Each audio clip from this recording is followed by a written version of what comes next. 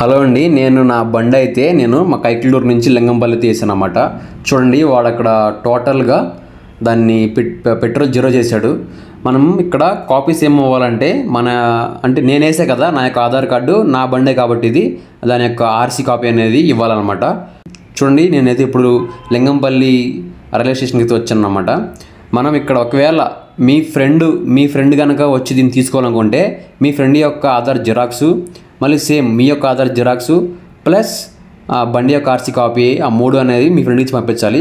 Plus ఏంటంటే మీరు ఒక లెటర్ రాసి పంపించాలంట. లైక్ ఇలా మా ఫ్రెండ్ వస్తాడు, అతనికి ఇవ్వాలని చెప్పి మీరు దాని మీద సైన్ చేసి మీరైతే పంపించాలంట. ఈ విషయం నాకు ఎవరు చెప్పారంటే అక్కడ ఎవరైతే ఆ కొరియర్ చేస్తున్న ఒక స్టాఫ్ అయితే నాకు చెప్పారన్నమాట. చూడండి, మనం లింగంపల్లి రాగానే ప్లాట్ఫామ్ నెంబర్ 6, ఇప్పుడు నేను మీకు చూపించింది ప్లాట్ఫామ్ నెంబర్ 6 లాస్ట్లో ఉంటుంది అన్నమాట కొరియర్ పార్సల్ ఆఫీసు. మీరు డైరెక్ట్గా అక్కడికి అయితే మీరు వచ్చేయాలి.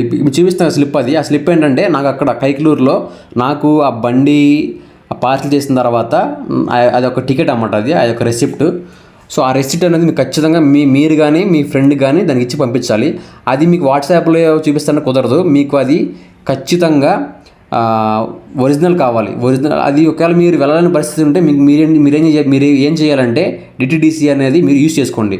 సో ఆ డిటిడిసి కొరియర్ అనేది యూజ్ చేసుకొని మీరు పంపించండి. చూడండి, పెట్రోల్ చూసావా, వాడెవడో పెట్రోల్ కూడా తెచ్చుకుంటున్నాడు. పెట్రోల్ చాలామంది మర్చిపోతారు, పెట్రోల్ అయితే మాత్రం మీరు మర్చిపోవద్దు. Event delivery office parcel office అనేది మార్నింగ్ 9కి వాళ్ళ యొక్క వెబ్సైట్ అనేది ఓపెన్ అవుద్ది. సో అప్పుడే వాళ్ళు మీకు మీ డెలివరీ అనేది ఇస్తారన్నమాట. ఆ వెబ్సైట్లో మీ యొక్క డీటెయిల్స్ అని ఎంటర్ చేసి చూడండి. ఇది నాకు ఇచ్చాడు కదా, దీని గురించి నేను మీకు లాస్ట్లో ఒక వీడియో చేసి చూడండి. ప్లస్ మీకు అక్కడ చూడండి, అక్కడ ఉన్న రైల్వే స్టాఫ్ చెప్తున్నాడు, ఒకవేళ వేరే పర్సన్ కానీ మీరు పంపిస్తే మీ బండి తీసుకోవడానికి ఏం చేయాలో మీరు చూడండి. ఆ పర్సన్ చెప్తున్నాడు అక్కడ, చూడండి, వినండి ఒకసారి. ఒకవేళ నేను కాకుండా వేరే పర్సన్ వస్తే డాక్యుమెంట్స్ డాక్యుమెంట్స్ ఆయన ఆధార్ కార్డు చేస్తే మీది ఆధార్ కార్డు పంపించాలి. నువ్వు లెటర్ రాసి పంపించాలి.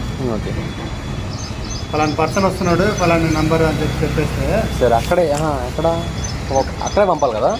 దాని ఎక్కడైనా పంపు, నువ్వు ఎవరినా ఇప్పుడు వచ్చేటోళ్ళతో పంపాలి. నువ్వు మాకు ఇక్కడ ఇవ్వాలా.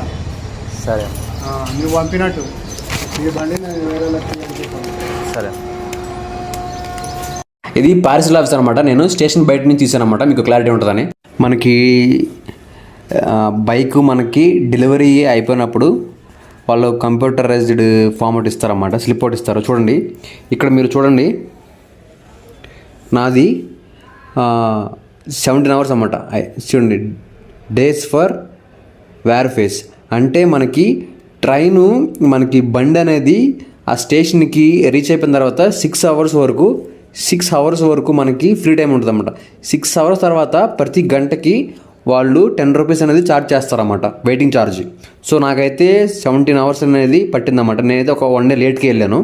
సో దానికి నాకు చూడండి 179 rupees అయితే నాకు ఛార్జ్ చేశాడు. చూడండి, స్లిప్ అనేది ఇలా ఉంటుంది అన్నమాట. చూడండి, మా ఊరు వచ్చేసి కైకలూరు టు లింగంపల్లి నేనైతే వేశాను. So I hope you have learn something from this video friends. మీరు ఎంతోమంది నేర్చుకున్నారు అనుకుంటున్నాను. దయచేసి సబ్స్క్రైబ్ అయితే చేయండి.